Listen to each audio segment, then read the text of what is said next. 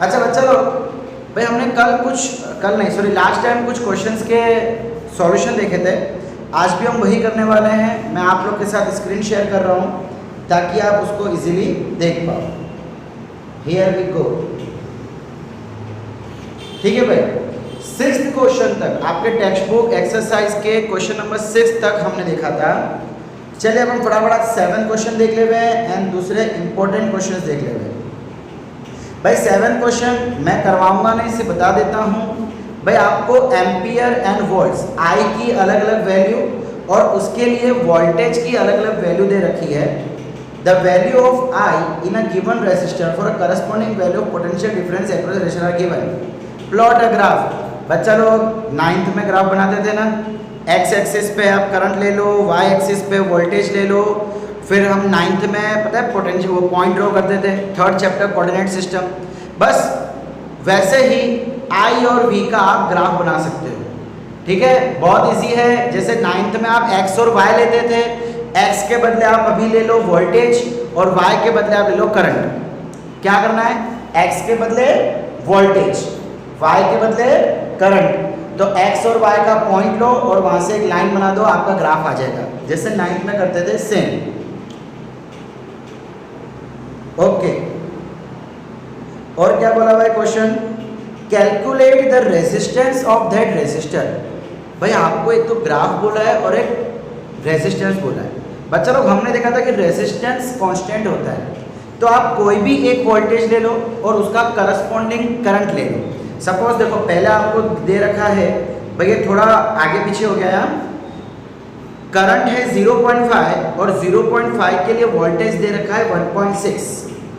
भाई 0.5 के नीचे 3.4 दिख रहा है, लेकिन मैंने आपको पहले कहा थोड़ा आगे पीछे हो गया है, इतना आप समझ सकते हो बच्चा लोग।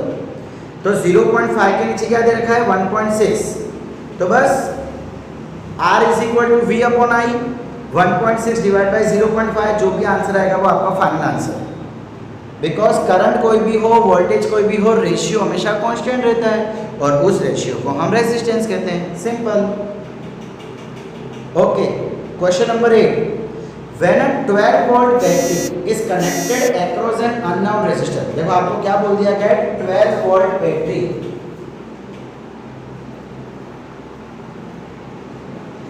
वोल्टेज कितना दे रखा है 12 volt is connected to a unknown resistor, there is a current of 2.5 milliampere। Current कितना बोला भाई 2.5 मिलीएम्पियर। भाई मिली के बदले क्या मैं ऐसा लिख सकता हूं 10⁻³ ampere. Okay, next find the value of resistance in the resistor. चलो भाई आप एक काम करो, अपनी स्क्रीन को मेरी तरफ मोड़ लो। चलो पीडीएफ को साइड में कर दो, स्क्रीन को मेरी तरफ ले आओ। देखो आपको आई दे रखा है और वी दे रखा है, बोला जा रहा है आर फाइंड करो। बहुत मुश्किल टास्क है ये, मैं नहीं कर सकता, इसलिए आप लोग करोगे। कैसे करोगे, ओम को बोलो, ओम्स लो। ओम्स लो क्या बोलता है, V is equal to I R, R is equal to V divide by E. बस आगे की सेल्फ सर्विस, इससे ज्यादा मेरे को नहीं आता। ठीक है बच्चा लोग, वोल्टेज की वैल्यू दे रखी है, करंट की वैल्यू दे रखी है, पुट कर दो, आंसर फाइंड कर लो। मेरे को आप लोग पे दया आ गई। 12 अपॉन 2.5 इंटू 10⁻³ 12 डिवाइड बाई 25। भाई इसके बदले में यहाँ पे 10 लिख लेता हूँ।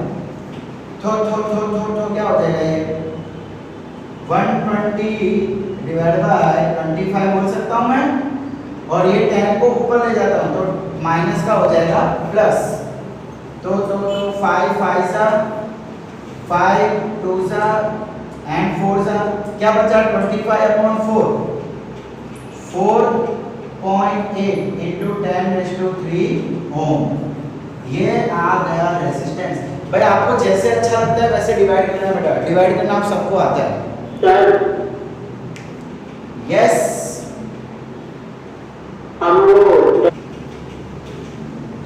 यस, आप इसकी जगह पे 4.8 के लिख सकते हो। के का मतलब किलो, किलो मतलब 10⁻³ 1000। आप देख सकते हो, लेकिन आपको पता होना चाहिए के का मतलब क्या होता है, सिंपली लगा देना देना है। के मींस किलो एंड किलो मतलब 1000, ठीक है। चलिए नेक्स्ट क्वेश्चन कर लेते हैं। A battery of 9 volt is connected in series with a resistor 2, 0.2, 0.3, 0.4, 0.5, 12 ohm respectively। भाई अब आपको क्या कहा जा रहा है बच्चा लोग, एक बैटरी से उसको हमने, भाई अपने आप को म्यूट करो, अपने आप को म्यूट करो, कौन है ये?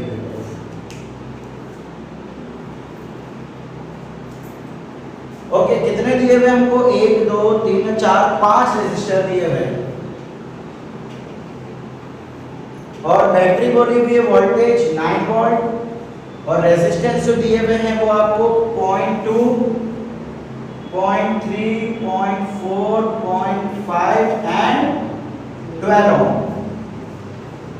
भाई आपको सब कुछ सीरीज में दे रखा है एंड कहा जा रहा है how much current will flow through 12 ohm resistance. भाई इसके यहाँ से कितना करंट जाएगा, भाई हमने पढ़ रखा है कि सीरीज में करंट डिवाइड नहीं होता, इसका मतलब जितना करंट यहाँ जाएगा उतना ही करंट पूरे सर्किट में फ्लो होगा, बिल्कुल होगा। तो अब मुझे क्या करना है, करंट फाइंड करना है। करंट के लिए क्या चाहिए होता है, देखो V = IR। अब प्रॉब्लम ये है मेरे पास तो यहाँ पे 5 R है, मैं क्या करूँगा, रेजिस्टर तो करंट को रोकना है ना, 5 R है, मैं क्या करूँ। भाई चलो एक काम करते हैं कि सबको मिला देते हैं। भाई अगर आपको याद हो तो हमने पढ़ा था इन सीरीज कनेक्शन। भाई सीरीज कनेक्शन में जो इक्विवेलेंट R होता है उस सबको हम ऐड करते थे, कुछ याद आया, R = R1 + R2 + R3 + dash dash dash Rn, कुछ याद आया।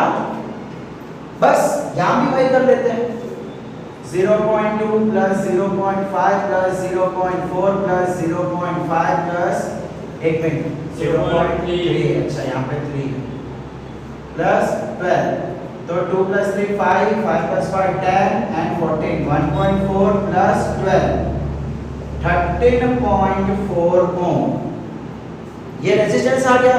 अब करंट फाइंड कर लो, I = V/R, R को नीचे लेके आ गए, वोल्टेज दे रखा है 9, ये दिया हुआ है 13.4, बस पॉइंट आओ ऊपर 10 लिख दो, 2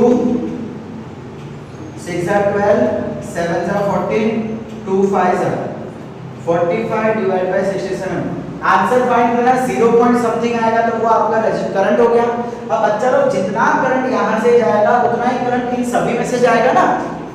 हमने क्या कर दिया, देखो एक और चीज मैं आपको यहाँ पे मस्त सिखा रहा हूँ, देखो जरा।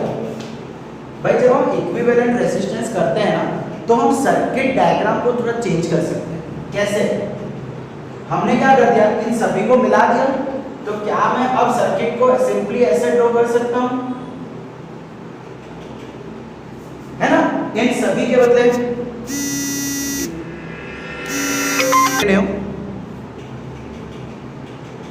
देखो मैं क्या बोल रहा हूँ, जब हम इक्विवेलेंट रेजिस्टेंस निकालते हैं ना तो हम सर्किट को चेंज कर सकते हैं। भाई हम जो चीज थ्योरेटिकल कर रहे हैं वो प्रैक्टिकल भी करेंगे। ये सबको मिला के कितना रेजिस्टेंस आया, 13.4, तो बैटरी तो उस समय उतनी की उतनी ही रहेगी 9 वोल्ट। तो भाई इस समय जो करंट जाएगा वो इतने पूरे में से जाएगा, और भाई जितना करंट यहाँ से जाएगा उतना यहाँ से ऐसे सबसे पहले हमने देखा था कि करंट डिस्ट्रीब्यूट नहीं होता सीरीज के अंदर, सेम रहता है। इसलिए जो भी आपका आंसर आएगा वो आपका हो जाएगा फाइनल आंसर। ओके भाई, question number 10, how many 176 ohm resistors are required to carry 5 ampere on a 220 volt line। देखो भाई क्या कहा जा रहा है, आपको पूछा जा रहा है कि 176 ओम का मेरे पास एक रेजिस्टर है, तो मुझे ऐसे कितने रेजिस्टर चाहिए होंगे। उस देखो ब्रैकेट में लिखा हुआ है पैरेलल, मुझे पैरेलल में कनेक्ट करना है। R required to carry 5 ampere current. On a 220 volt line. आपको वोल्टेज दे दिया है 220 वोल्ट, करंट दे दिया है आपको 5 एम्पियर, रेजिस्टेंस दे दिया है आपको 176 ओम। अब मेहरबानी करके यहाँ पे ohms को क्या है भाई, म्यूट करो अपने आप को, मेहरबानी करके यहाँ पे ohms को मत लगाना, बिकॉज आपको बोला गया है कि मुझे ऐसे रेजिस्टेंस कितने लगाऊं पैरेलल में, तब जाके ये करंट और ये वोल्टेज मिलेगा। ठीक है, अब अगर मैं ohms लॉ की बात सुनूं, ohms लॉ क्या कहता है कि V is equal to I R, लेकिन R कौन सा, इक्विवेलेंट, भाई सबको मिला के जितना बनता हो वो। अब मुझे R इक्विवेलेंट फाइंड करना है। R इक्विवेलेंट कैसे फाइंड करूं, मेरे को तो नंबर ऑफ 4 रेजिस्टर है, 3 रेजिस्टर है, 10 है, पता ही नहीं है। एक काम कर लेते हैं, चलो मैं बोल देता हूं कि ऐसे n रेजिस्टेंस, n 1 होंगे, 2 होंगे, 4 होंगे, 5 होंगे, n रेजिस्टेंस ले लेता हूं। इसका मतलब क्या मेरी सर्किट कुछ ऐसी हो जाएगी,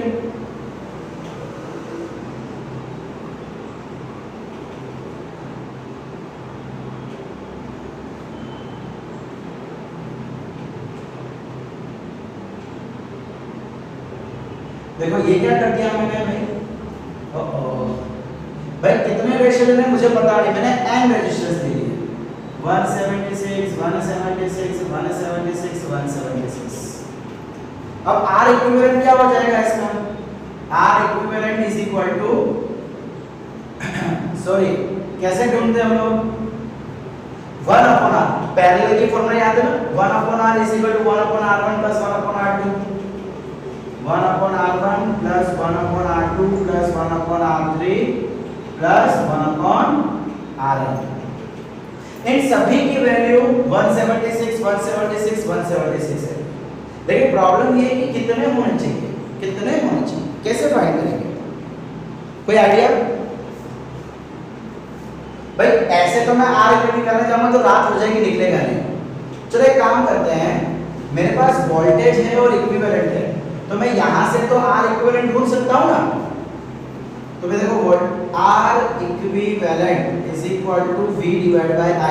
V कितना दे रखा है 220, I कितना दे रखा है 5, सो R इक्विवेलेंट क्या आ गया, 4 * 20 4 * 20 44 ओम आ गया है ना। R equivalent is equal to 44, यानी इसकी वैल्यू 44 आ गई। अब क्या करें, क्वेश्चन पूछा जा रहा है हाउ मेनी 176 ओम रेजिस्टर्स, कितने कनेक्ट किए जाएंगे। अच्छा बच्चा, सपोज करो, सपोज चलो सपोज मत करो, देखिए 2 × 2 × 2 × 2 ये कितनी बार है, 4 बार है। क्या आंसर आएगा इसका 16। क्या मैं ऐसा कर सकता हूं, एक मिनट, 4 4 16 ओके। क्या मैं इसको ऐसा लिख सकता हूं भाई 4 × 2 है ना, मैं ऐसे लिखूं कि ऐसे लिखूं, बात तो एक ही है, या कुछ अलग तरीका हो सकता है भाई। सॉरी यहाँ पे मल्टीप्लाई नहीं, सॉरी प्लस करना है, मल्टीप्लाई नहीं करना है, हमें प्लस करना है। तो इसका आंसर क्या आ जाएगा 8। भाई आपने टेबल सीखी है ना, टेबल में क्या होता है, अगर मैं 2 को 4 बार प्लस करूं या उसको 4 से मल्टीप्लाई कर दूं तो आंसर सेम ही आएगा। भाई यहाँ पे 1/R1 1/R1, एक्चुअली ये सारे के सारे रेशियोज तो सेम है ना, तो क्या मैं ऐसा बोल सकता हूँ 1/R 1/R 1/R 1/R1, ये कितने बार है, हमने कितने लिए हुए n टाइम्स, तो क्या मैं बोल सकता हूँ n × 1/R।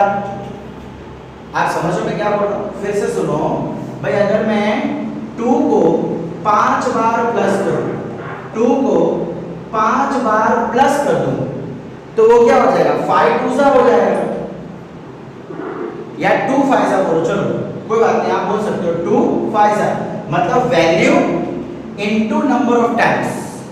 तो भाई ये सारे के सारे वैल्यू सेम है, तो value into number of times, normal maths है। भाई 1/r इक्विवेलेंट कितना है 44 और 1/r कितना है 1/44 is equal to n into 1/r। हमको क्वेश्चन में दे रखा है 176, इसको यहाँ ले लो 176 divide by 44 is equal to n। भाई ये 4 से करेंगे so n is equal to 4। भाई इसका मतलब 4 रेजिस्टेंस मुझे पैरेलल में लूंगा तब जाके ये आंसर बनेगा। लो आंसर आ गया हमारा। Okay finish. ऐसे क्वेश्चन एग्जाम में आने के चांसेस बहुत है। क्वेश्चन नंबर 11 शो दैट, भाई आपको ये बताना है आपके पास 3 रेजिस्टर है, तीनों की वैल्यू 6 ओम 6 ओम 6 ओम है। आपको पूछा जा रहा है कि इसको कनेक्ट करो, सीरीज में करना है तो सीरीज में करो, पैरेलल में करना है तो पैरेलल में करो। बट आंसर क्या चाहिए, एक बार चाहिए 9 ओम, दूसरी बार में चाहिए 4 ओम। तो पूछा जा रहा है कैसे कनेक्ट करोगे। भाई देखो यहाँ पे क्वेश्चन का पहले अच्छे से मतलब समझो।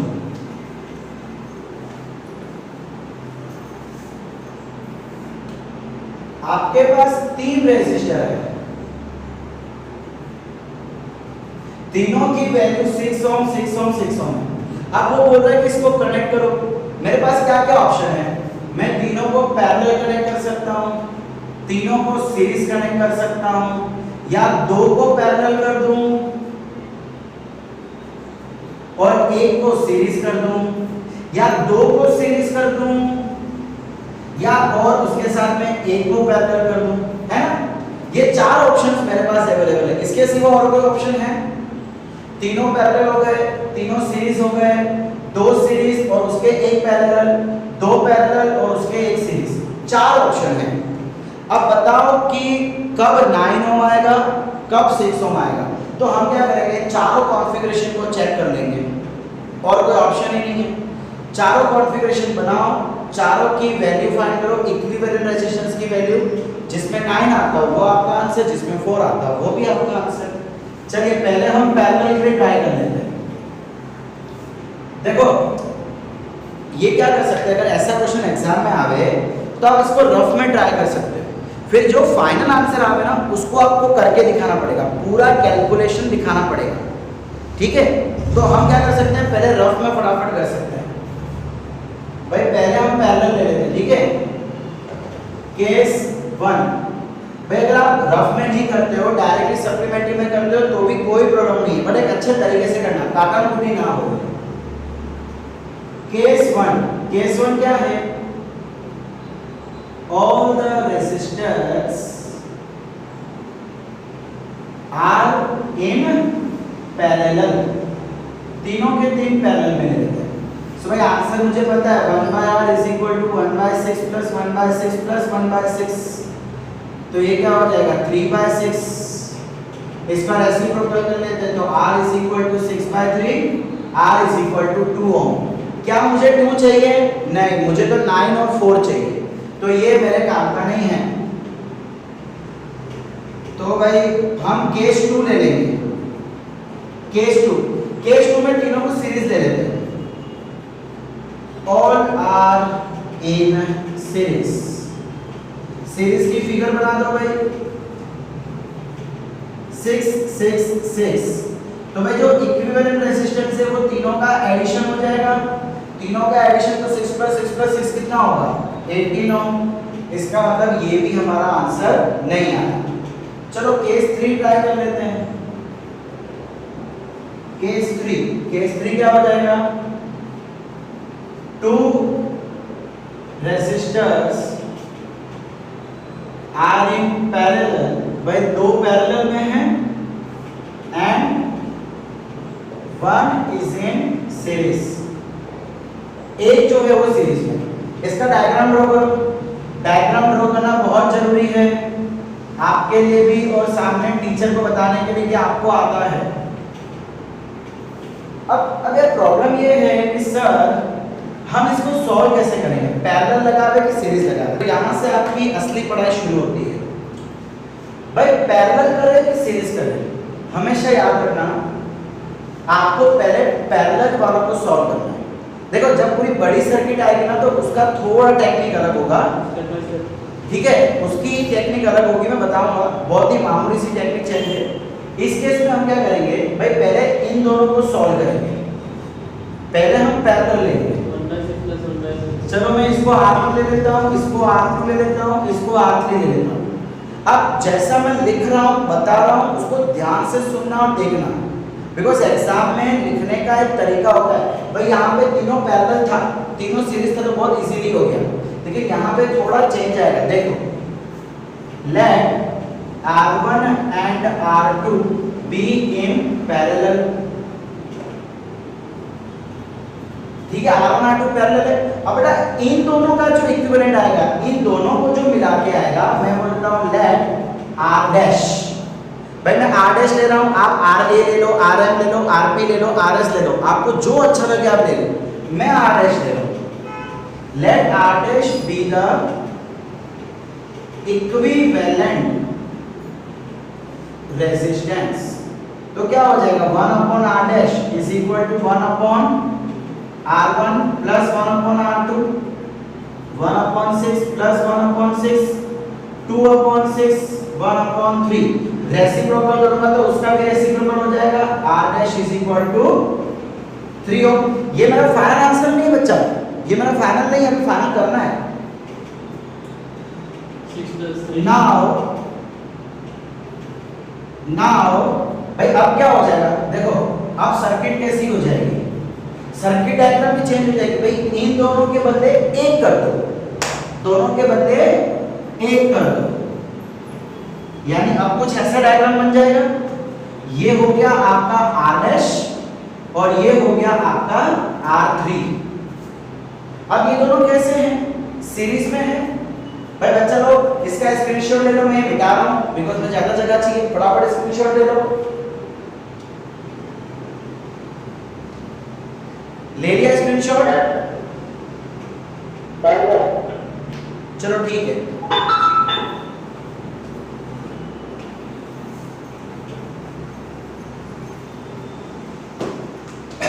अब मैं क्या लिखूंगा यहाँ पे, now R dash and R3 are in series,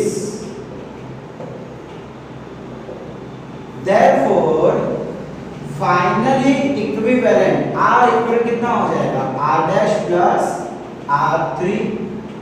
सो कितना हो जाएगा भाई, R डैश कितना आया 3 और ये कितना था 6, भाई 3 + 6 कितना हो गया 9 ओम। देखो आ गया 9 आंसर। इसका मतलब मुझे बोला कि कब 9 आएगा कब 4 आएगा, तो मैं क्या बोलूंगा, when, भाई ये when ये वाला, when two resistors are in parallel and one is series, we will get 9 ohm equivalent resistance। ठीक है, ये स्टेटमेंट पूरा यहाँ पे चिपका देना है। यहां तक समझ आया बच्चा लोग? ओके देखिए भाई हमने अभी क्या लिया था, 2 पैरेलल और 1 सीरीज। अब उल्टा कर देते हैं, 2 सीरीज ले लेते हैं और उसके एक्रॉस में एक पैरेलल ले लेते हैं। इसको R1, इसको R2 और इसको R3 बोल देते हैं। 6 ओम 6 ओम 6 ओम। तो चलिए मैं यहाँ पे लिख लेता हूँ case 4, let 2 resistance be in series and third one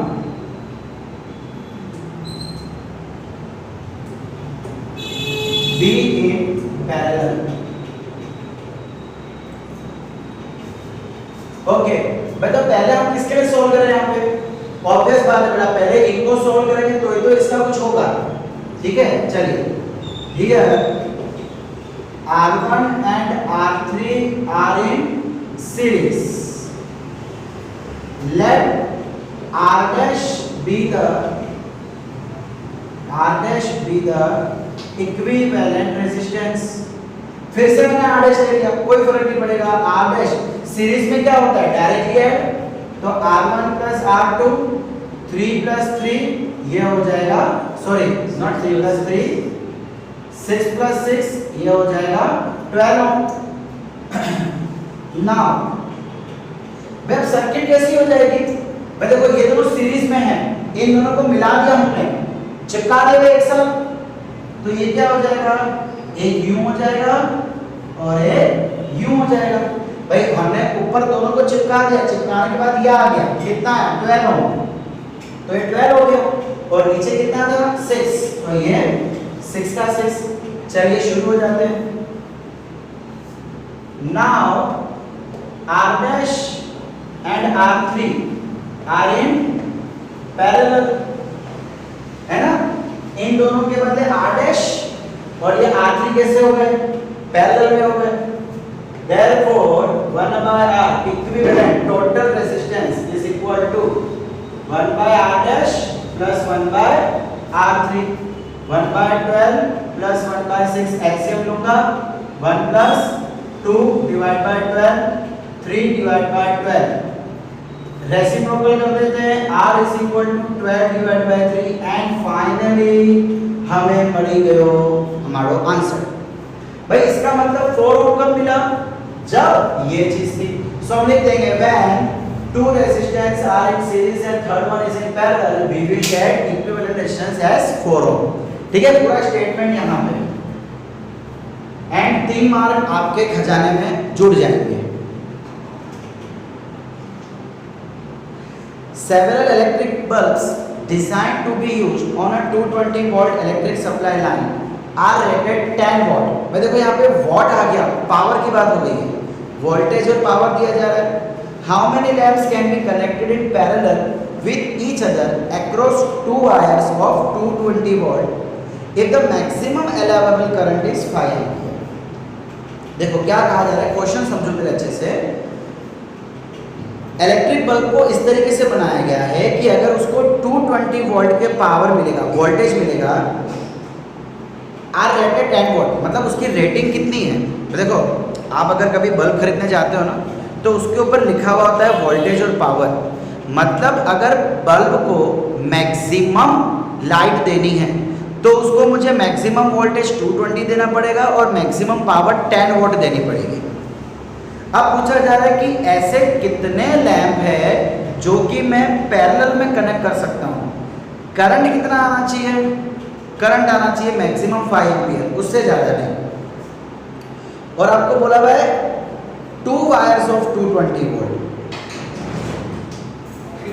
light चालू हो गई।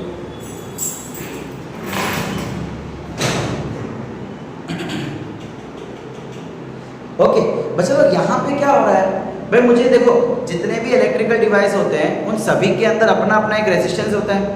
अब मुझे यहाँ पे एक्सटर्नल रेजिस्टर के बारे में तो कुछ बोला हुआ नहीं है, इसका मतलब जो बल्ब के अंदर का रेजिस्टर है मुझे वो फाइंड करना है।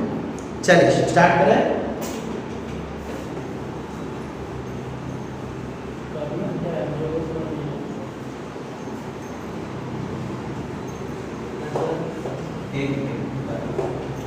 तो देखो क्वेश्चन क्या कह रहा है, आपके पास लैंप है, बल्ब है, उसको कनेक्ट करना है पैरेलल में, ठीक है, और आपको बोला है कि उस बल्ब को वोल्टेज देने वाले हैं हम 220 वोल्टेज। वोल्टेज कितना देने वाले हैं 220, पावर कितनी देने वाले हैं 10 वोल्ट। अब मैक्सिमम करंट जो है वो होना चाहिए कंपलसरी 5 एम्पीयर, उससे ज्यादा नहीं। तो भाई ऐसे कितने लैंप हम पैरेलल में कनेक्ट कर सकते हैं ताकि करंट इतना का इतना ही रहे। अब पैरेलल में तो भाई करंट है, तो भाई सीधी सी बात है कि यहाँ पे रेजिस्टर पिक्चर में आना चाहिए, बिकॉज हमने जितना पढ़ा है उसके अकॉर्डिंगली करंट रेजिस्टर के हिसाब से ही ऊपर नीचे हो सकता है ना। अभी अभी हमने क्या देखा, पैरेलल सीरीज देखा था, उसमें रेजिस्टेंस अलग आया था, तो जो ओवरऑल रेजिस्टेंस आएगा उसके हिसाब से ओवरऑल करंट मिलेगा। अब रेजिस्टेंस दिया नहीं है, चलो सबसे पहले हम दोनों का रेजिस्टेंस फाइंड कर लेते हैं।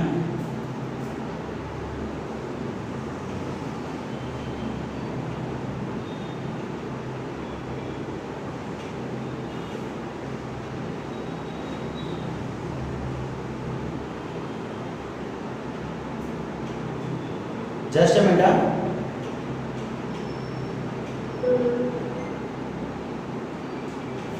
अच्छा अब देखो बच्चों, यहाँ पे एक्चुअली पता है इसके पहले का हमने क्वेश्चन किया था कि कितने 176 ओम वाले को हम पैरेलल में कनेक्ट कर सकते हैं।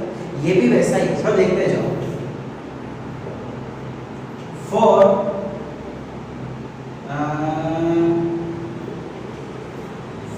बल्ब क्या मैं ऐसा बोल सकता हूँ P इज इक्वल टू, भाई पावर की फॉर्मूला क्या होती थी VI। अब मुझे क्या चाहिए, रेजिस्टर चाहिए, तो कुछ ऐसा करो कि यहाँ पे रेजिस्टर आ जाए। तो क्या मैं I के बदले V/R कर सकता हूँ? बिल्कुल कर सकता हूँ। सो V क्या हो गया V²/R। इस R को मैं यहाँ ले जाता हूँ। So R is equal to V²/P। मुझे क्वेश्चन में कितने बल्ब बोले हुए हैं? नहीं बताया, सेवरल बोला। ओके चलो, तो यहाँ पे V², भाई V कितना दे रखा है 220, तो 220 इंटू 220 डिवाइड बाय पावर कितना दे रखा है 10। आप तो दियो, आंसर क्या आ गया 22 इंटू 22 4840। ठीक है भाई, इन शॉर्ट बच्चा लोग एक बल्ब का रेजिस्टेंस इतना आ गया। अब मैं क्या करता हूं, मैं बल्ब को रेजिस्टेंस की तरह बनाता हूं।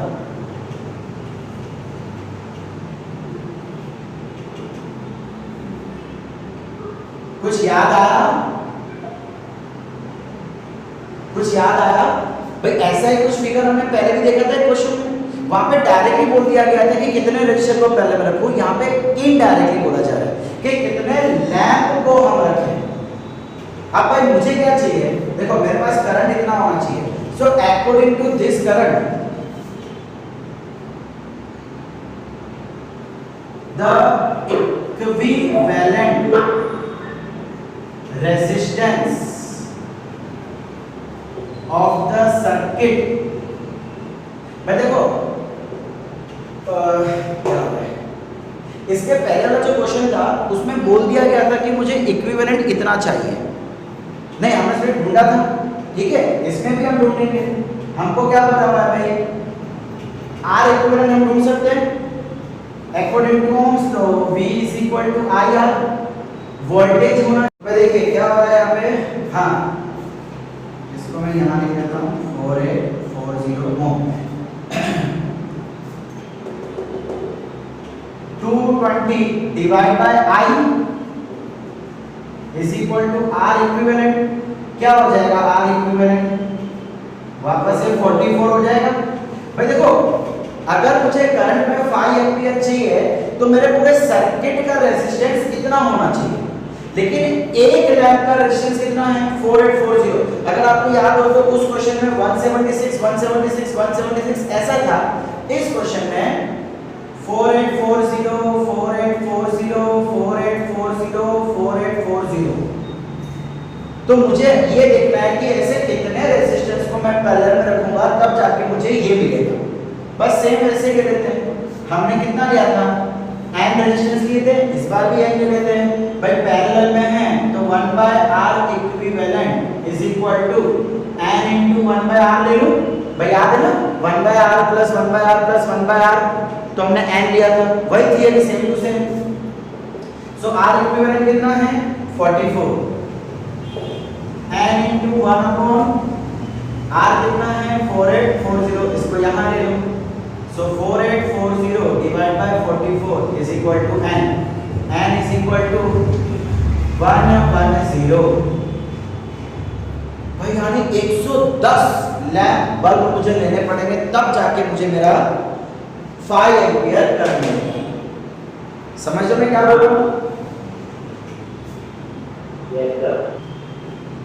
क्वेश्चन नंबर 13 आपको खुद करना है, तो सिर्फ अच्छे से सुनना। भाई एक प्लेट है इलेक्ट्रिकल ओवन की, जिसको हमने 220 वोल्ट पावर से वोल्टेज से कनेक्ट किया हुआ है, और उसके पास दो कॉइल है। कॉइल मतलब सिंपली वायर होती है, दोनों का रेजिस्टेंस 24 ओम बोला हुआ है। अब भाई उसको अलग भी यूज कर सकते हैं, सीरीज में भी यूज कर सकते हैं, पैरेलल में भी यूज कर सकते हैं। तीन केस, इसको अलग यूज करो, इसको अलग यूज करो। या दोनों को पैरेलल में करो या दोनों को सीरीज में करो। क्वेश्चन पूछा जा रहा है what are the current in 3 cases. भाई तीनों में करंट क्या होगा? आपके पास वोल्टेज है, आपके पास रेजिस्टेंस है। पहले सिंगल रेजिस्टेंस तो 24 और वोल्टेज 220 डिवाइड कर दो, करंट मिल जाएगा। केस नंबर 2, दोनों को पैरेलल ले लो, इक्विवेलेंट रेजिस्टेंस फाइंड करो, वोल्टेज से डिवाइड करो, करंट मिल जाएगा। थर्ड केस, दोनों को सीरीज में ले लो, ऐड कर दो 48, 220 डिवाइड बाय 48 कर दो, आपको करंट मिल जाएगा। इन शॉर्ट करना कुछ नहीं है, पहले रेजिस्टेंस फाइंड करना है, बाद में वोल्टेज फाइंड करना है। तीनों केस का रेजिस्टेंस आपके पास है। ठीक है बच्चा लोग। सो सेल्फ सर्विस जाते करवानो રહેશે।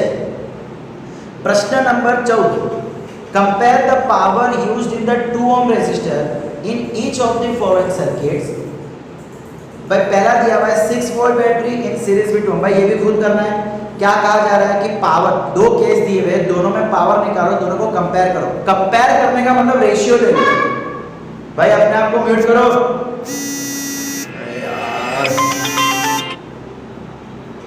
अपने आप को म्यूट रखो मेहरबानी करके। भाई देखो यहाँ पे क्या कहा जा रहा है, एक 6 वोल्ट की बैटरी है जिसको हम 1 ohm और 2 ohm के साथ सीरीज में कनेक्ट कर रहे हैं, और दूसरा 4 वोल्ट की बैटरी है जिसको हम पैरेलल में कनेक्ट कर रहे हैं 12 और 2 के साथ। The power used in 2 ohm in each of the. अच्छा देखो देखो ये मैं खाली समझा देता हूँ, करना खुद ही। आपको एक्चुअली कहा जा रहा है कि 2 रेजिस्टेंस है 12 और 2 ohm।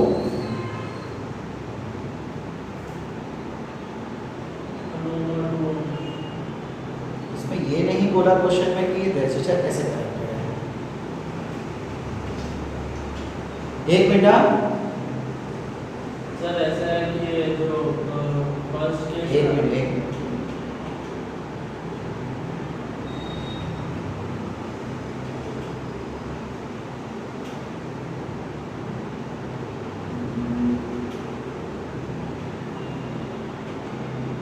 ओके देखो बड़ा फर्स्ट केस में क्या बोला जा रहा है कि आप अपनी बैटरी को वोल्टेज के रेजिस्टर के साथ सीरीज में ले लो। एक आपको बोला है 2 ohm, एक आपको बोला है 12 ohm। तो ये मैंने क्या ले लिया, हम दोनों को सीरीज में ले लो। 1 ohm और 2 ohm है। अच्छा 1 ohm और 2 ohm, ओके। और आपको वोल्टेज बोला हुआ है क्वेश्चन के अंदर 6 वोल्ट। अब अच्छा आपको क्या बोला जा रहा है, भाई पावर इन 2 ohm रेजिस्टेंस, मतलब आपको इसके पास पावर कितना है वो देखना है, पूरे सर्किट का पावर नहीं, पूरे सर्किट का पावर नहीं। अब पावर कैसे निकालेंगे? भाई पावर की फॉर्मूला क्या होती है, V × I। तो मैं क्या देख लूंगा कि इसके पास से कितना करंट जा रहा है और इसके पास वोल्टेज कितना है। अब भाई थोड़ा कंफ्यूजन लग रहा है आपको, है ना? देखो V ये वाला नहीं लेना है, इसके पास कितना V है वो लेना है। I इसके पास से कितना करंट जाएगा, कितना करंट फ्लो होगा वो वाला लेना है। ठीक है, अब देखो तो सबसे पहले हम इसके पास करंट और इसके पास वोल्टेज देख लेते हैं। अगर फिर भी आपको कंफ्यूजन जा रहा है तो भाई हम एक दूसरी फॉर्मूला भी देख सकते हैं, जहां पे हमने देखा था करंट, देखो VI, वोल्टेज हटा देते हैं तो ऐसा बोल सकता हूं वोल्टेज के बदले IR, तो ये क्या हो जाएगा I2R हो जाएगा। तो एक काम करते हैं, ये फॉर्मूला यूज कर लेते हैं। क्यों? बिकॉज वोल्टेज की मगजमारी नहीं देखी कि इसके पास कितना है क्या है। करंट फाइंड करो और उसको यहाँ पे रख दो। करंट कैसे फाइंड करेंगे भाई, ये सीरीज में है तो R = 2 + 1 3 ohm हो जाएगा। क्या बोल रहे हो भाई? आप लोग साइलेंट रखो मेहरबानी करके, यार तो डाउट हो तो बोलो। रेजिस्टेंस कितना आ गया सीरीज में तो 3। अब वोल्टेज फाइंड कर लो, सॉरी करंट फाइंड कर लो। I = V/R, total voltage 6, total resistance 3, I कितना आ गया 2 एम्पीयर, उसको यहां रख दो। 2² × देखो भाई हमें पावर इन 2 ohm बोला है, इसके अंदर पावर चाहिए इसलिए मैं यहाँ पे इस बार 2 रखूंगा। 3 मत रखना मेहरबानी करके, 3 पूरे सर्किट का है, मुझे पूरे सर्किट का पावर नहीं बोला है, मुझे सिर्फ इसका पावर बोला है। तो करंट तो दोनों में सेम रहता है, इसलिए मैंने 2 स्क्वायर ले लिया और R के बदले में ये वाला 2 लूंगा। सो 4 2s are 8 वॉट। इसको नाम दे दो P1। सिमिलरली आप फाइंड करो P2 में, जहां पे इन दोनों को पैरेलल ले लो। तो केस 2 में क्या हो जाएगा,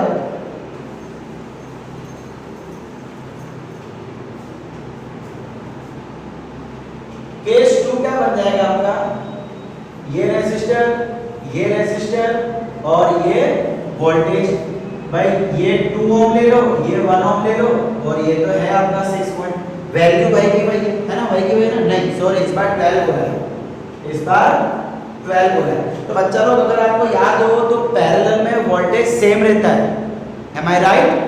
यानी इसके पास भी 6 वोल्ट, इसके पास भी 6 वोल्ट, पैरेलल में वोल्टेज सेम रहता है, करंट चेंज होता है। अब मुझे तो इसमें पावर चाहिए, picture over P is equal to VI। I ढूंढने की जरूरत नहीं है, I को ऐसे ही निकाल दो। सो B V by R, V square by R। एक मिनट सुन लो बेटा पहले, V स्क्वायर, V कितना है 6 into 6 डिवाइड बाय R कितना है 2। ये क्या हो गया, P2 is equal to 18 what. भाई ये 8 वोल्ट आया और ये 18 वोल्ट आया, हमें क्या बोला है, कंपेयर करने के लिए। कंपेयर करना मतलब दोनों का ratio, P1 divide by P2, 8 divide by 18, ये कट के हो जाएगा 4, ये कट के हो जाएगा 9। सो क्या मैं ऐसा बोल सकता हूँ, P1 is equal to 4/9 P2। ये हो गया कंपैरिजन, फिनिश। अच्छा भाई एक गलती हो गई बच्चों लोग, सॉरी, आपको यहाँ पे 6 वोल्ट नहीं दिया है, आपको 4 वोल्ट दिया है। सर अगर करंट चेंज होगा तो वोल्टेज चेंज नहीं होगा भाई, तो यहाँ पे भी 4 वोल्ट आ जाएगा और यहाँ पे भी 4 वोल्ट आ जाएगा। सो यहाँ पे थोड़ा चेंजेस हो जाएगा, 4 into 4 divide by 2, 4 2s are 8। ओ यहाँ भी 8 वोल्ट आ गया, तो कंपेयर करने में हम कंपेयर कर सकते हैं, कोई दिक्कत नहीं है। 8 डिवाइड बाय 8 1, तो भाई P1 equal to P2 compare हो गया, P1 is equal to P2 आ गया। ओके, आपको 17 नंबर में रेजिस्टेंस दिया है 8 ओम, करंट दिया है 15 और टाइम दिया है 2 आवर्स। पूछा गया है calculate the rate at which heat is develop. भाई हीट कितने रेट से, कितनी स्पीड से डेवलप होगी। अब भाई रेट का मतलब क्या होता है, देखो rate at which heat is develop. चलो यहाँ पे आपको हीट नहीं फाइंड करनी है, कुछ और फाइंड करना है।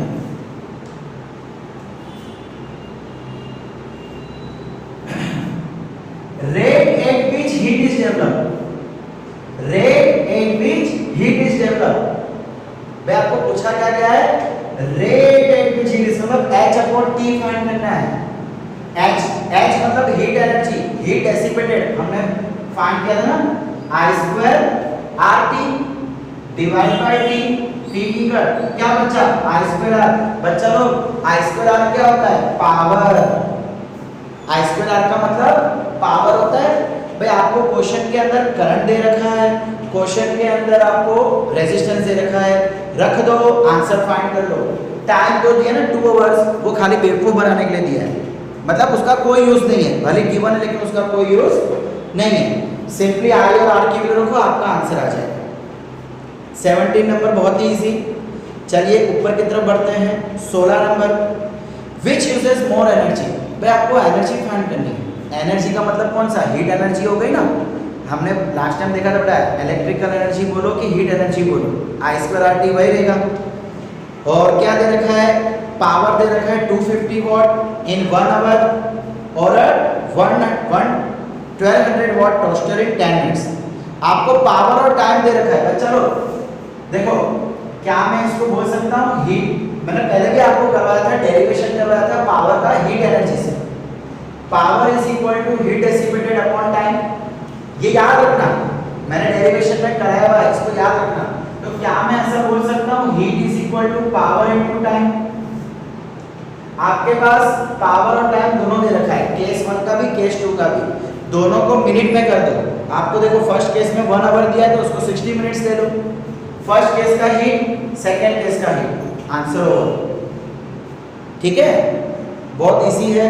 16 नंबर भी प्लस 1500 आंसर है 15,000। ओके। एंड 15 क्वेश्चन आपको सेल्फ सर्विस करना है, मैं समझाऊंगा, मैं नहीं बोलूंगा, मैं नहीं, खुद करना है आपको। बहुत ही इजी है। जो मेन था ना वो अपने सब कुछ देख चुके हैं, आगे के काफ़ी इजी है, आपको खुद करना है। अब चलो यहाँ पे होता है आपका पूरा चैप्टर फिनिश। ओके